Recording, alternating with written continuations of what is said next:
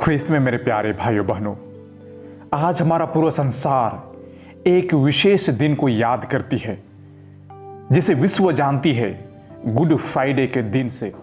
भले ही लोग पुनरुत्थान, उस पास का दिवस, उस पुनर्जीवित प्रभु के बारे में, उस ईस्टर के रात के बारे में लोग नहीं जानते होंगे, लेकिन गुड फ्राइडे को लोग सभी जानते हैं।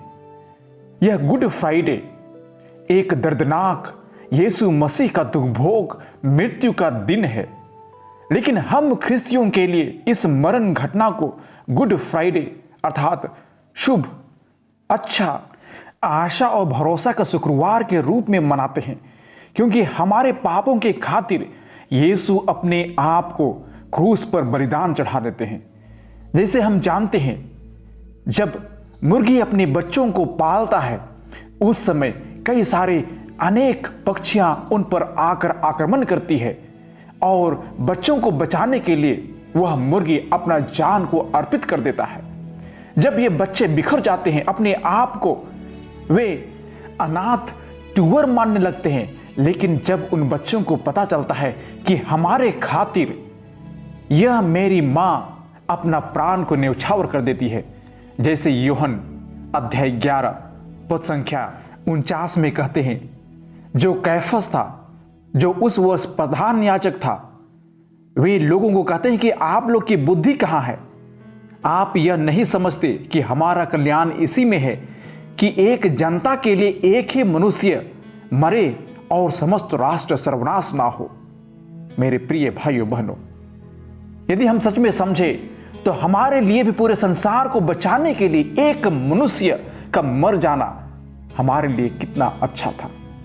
वैसे ही हमारे परिवार के लिए यदि एक व्यक्ति के चलते पूरे लोग बच जाए तो उसी में हमारी भलाई होती है। आज हमारा कलीसिया इस दुख के घड़ी में, इस अंधकार के घड़ी में, इस समस्या एवं बुराई के घड़ी में भी, मृत्यु के समय में भी हमें पूर्ण रूप से समझने के लिए आज हमें आह्वान देते हैं।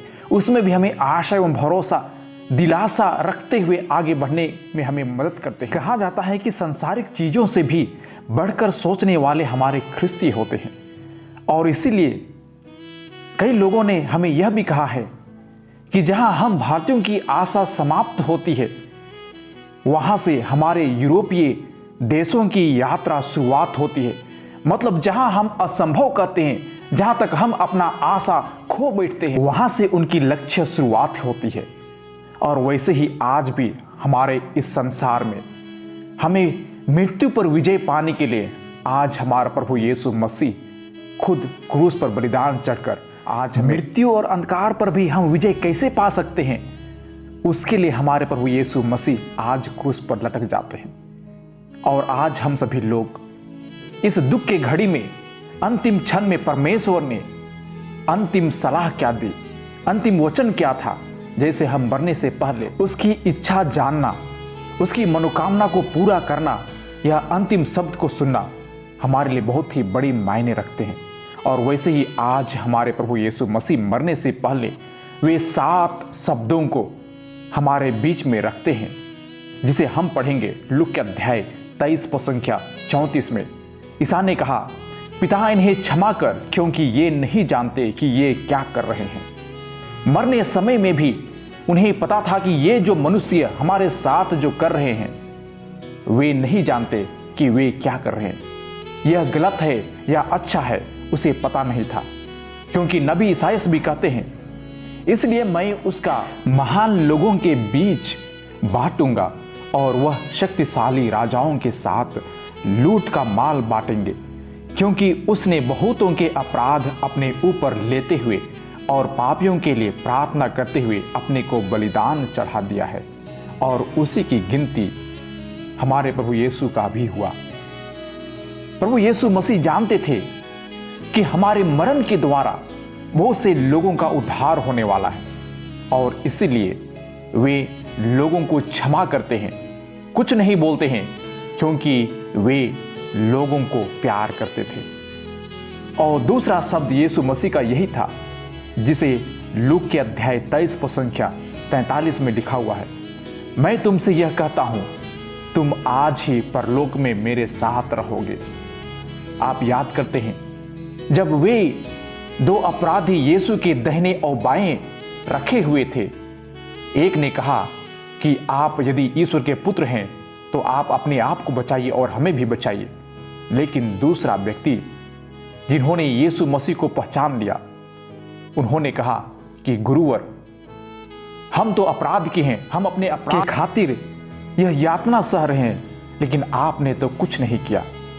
आप धन्य हैं, आप परमेश्वर के पुत्र हैं, इसलिए आप हमें अपने राज्य में याद कीजिएगा। और परमेश्वर यह शब्द उस व्यक्ति के लिए कहता है कि आप हमारे साथ आज ही परलोक में रहोगे। और उसी को यूहन्ना के अध्याय 3 संख्या 14 में लिखते हैं कि जिस तरह मूसा ने मरुभूमि में सांप को ऊपर उठाया था, उसी तरह मानव पुत्र को भी ऊपर उठाया जाना है, जिसे जो उसमें विश्वास करता है वह अनंत जीवन प्राप्त करेगा। और यह मनुष्य ईश्वर पर विश्वास किया। उस मरुभूमि में लोगों ने ईश्वर पर विश्वास करके जीवन प्राप्त किया। वैसे ही यह मनुष्य अर्थात प्रभु यीशु मसीह को भी लोग देखकर उस पर विश्वास करके अनंत जीवन प्राप्त करेंगे। और तीसरा वचन जो परमेश्वर ने कहा वह यह है यूहन्ना के अध्याय 19 संख्या 26 और 27 में। ईसा ने अपनी माता को और अपने पास उसे शिष्यों को जिसे वह प्यार करते थे देखा। उन्होंने अपनी माता से कहा, भद्रे, यह आपका पुत्र है। इसके बाद उन्होंने उस शिष्य से कहा, यह तुम्हारी माता है। मेरे प्रिय भाइयों बहनों, वे जानते थे कि वे इस दुनिया से वे अपने पिता के पास जा रहे हैं, इसलिए अपनी माता को वे कहते हैं कि ये आपके पुत्र पुत्रियां हैं। और वे अपने शिष्यों से यह भी कहता है कि ये आपकी माता है। इसलिए परमेश्वर ने 10 नियम के अनुसार अपने माता पिता का आदर करना, उनकी सेवा करना हमें आज भी सिखाते हैं। और चौथा वचन परमेश्वर ने यह कहा, मत्ती के अध्याय 27 संख्या 46 में लिखा है, लगभग तीसरे पहर ईसा ने ऊंचे स्वर से पुकारा, एली एली लेमा सबखतानी। इसका अर्थ यह है, मेरे ईश्वर तूने मुझे क्यों त्याग दिया। यह सुनकर लोगों ने भी यह कहने लगे कि यह इलियस को बुला रहा है। मेरे प्रिय भाइयों बहनों, ईसा मसीह उस दुख के घड़ी में वह बेसहाय अपने आप को अकेलापन महसूस कर रहे थे, क्योंकि उनके साथ कोई भी दिखाई नहीं पड़ रहा था। श्रोता का ग्रंथ अध्याय 69 संख्या 21 में लिखा है, मेरा हृदय अपमान के कारण टूट गया है, मैं अत्यंत दुर्बल हो गया हूं। मैं व्यर्थ ही सहानुभूति और आशा करता हूं। मैं दिलासा चाहता था किंतु वह नहीं मिली। सांसारिक जीवन को जीते समय हमारे जीवन में भी कई बार ऐसी घटनाएं होंगी जब हमें महसूस होगा कि हमारे साथ कोई भी खड़ा नहीं है, लेकिन इस पर भी परमेश्वर के साथ जीवन बिताना, आज हमें परमेश्वर के जीवन से जीना सीखना चाहिए। 7वां वचन जो हमारे प्रभु यीशु मसीह ने कहा वह यूहन्ना के अध्याय 19 संख्या 28 में लिखा है, तब ईसा ने यह जानकर कि अब सब कुछ पूरा हो चुका है, धर्म ग्रंथ का लेखा पूरा करने के उद्देश्य से कहा, मैं प्यासा हूं। क्योंकि प्रभु यीशु मसीह उस प्याले को जरूर पीना था, उसे पूरा करना था, और इसीलिए वे धर्म ग्रंथ को पूरा करने के लिए वे कहते हैं मैं प्यासा हूं। और लोगों ने उन्हें खट्टी अंगूरी पिलाई और परमेश्वर ने ईश्वर के वचन को पूरा किया। और 6ठा वचन जो यूहन्ना के अध्याय 19 संख्या 30 में लिखा है, ईसा ने खट्टी अंगूरी चख कर कहा, सब पूरा हो चुका है। मेरे प्रिय भाइयों बहनों, यीशु मसीह ने ईश्वर के वचन को जानते थे। वह इस पुत्र का किरदारी पूरा करने के लिए आए थे और इसलिए उन्होंने सभी कुछ पूरा कर चुके। इसलिए वे खट्टी अंगूरी भी लास्ट में चखने के बाद वे कहते हैं कि सब आपकी इच्छा मैंने पूरा किया है प्रभु। और वैसे ही नबी ईसायास भी कहते हैं अध्याय 53 संख्या 5 में, हमारे पापों के कारण वह छेदित किया गया, हमारे कुकर्मों के कारण वह कुचल दिया गया। जो दंड वह भोगता था, उसके द्वारा हमें शांति मिली है और उसके घावों द्वारा हम भले चंगे हो गए हैं। मेरे प्रिय भाइयों बहनों, उन्होंने जो भी ईश्वर के द्वारा योजनाएं बनाए गए थे, जिसके कारण हम पापी मनुष्य इस संसार में हम उद्धार पाएंगे, वह सभी परमेश्वर ने अपने ऊपर उठाकर वह पूरा कर चुका है। और अंतिम शब्द परमेश्वर का यही था जो लूक के अध्याय 23 पद संख्या 46 में लिखा हुआ है। ईसा ने ऊंचे स्वर से पुकार कर कहा, पिता, मैं अपनी आत्मा को तेरे हाथों सौंपता हूं। और यह कहकर उन्होंने प्राण त्याग दिए। मेरे प्रिय भाइयों बहनों, पिता परमेश्वर ने अपने एकलौते पुत्र को इस संसार में भेजा कि वह हम मनुष्यों को उद्धार दे। वह इसलिए आए थे कि हम सभी पापी मनुष्य उनके संतान बन जाए, हम पापों को छोड़कर हम परमेश्वर की राह को अपनाएं। और इसलिए उन्होंने अंतिम क्षण तक अपने प्याला को उन्होंने पिया और उसे पूरा किया और अपनी आत्मा को अपने पिता के लिए सौंप देता है। प्रिय भाइयों बहनों, हमें भी इस संसार में रहते वक्त अपने पूर्ण कर्मों को अच्छे ढंग से करके अच्छाइयों को करते हुए आगे बढ़ना है और अपने आत्मा को परमेश्वर के लिए सौंप देना है।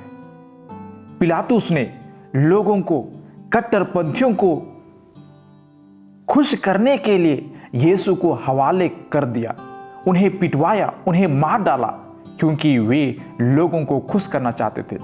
हेरोद ने भी यूहन्ना बपतिस्ता का सिर कटवाया कि उसका नाम, उसका अहंकार, उसका ईगो ऊंचा रहे। वह कभी लोगों के सामने झुकना नहीं चाहता था, वह स्वीकार करना नहीं चाहता था। आज हम भी अपने समाज में अपने बुराइयों को छिपाने के लिए, अपने कमजोरियों को छिपाने के लिए हम हमेशा अस्वीकार करते हैं, अहंकार का जीवन जीते हैं। आज हमें परमेश्वर की तरह नम्र भाव, क्षमाशील का जीवन जीना है। जो व्यक्ति अपने जीवन में गलती नहीं करते हुए भी लोगों की खातिर वह दुख उठाता है, वह लोगों को उद्धार करता है, वह जरूर स्वर्ग के राज्य में, परमेश्वर के राज्य में वह प्रवेश करेगा। आज हमें कलीसिया, आज हमारा प्रभु यीशु ख्रिस्त उस राह को, उस क्रूस को उठाकर अपने लिए और अपने बच्चों के लिए, इस संसार के लिए जीने के लिए हमें आह्वान देते हैं। आइए हम सभी लोग परमेश्वर के राह को अपनाएं और इस बुराई के संसार में रहते हुए भी हम इस जीवन में मुक्ति प्राप्त कर सकते हैं। आइए हम लोग कुछ देर मौन रहें और हम ईश्वर से प्रार्थना करें कि प्रभु हमें आपके जैसा जीवन जीने के लिए हमें मदद दे।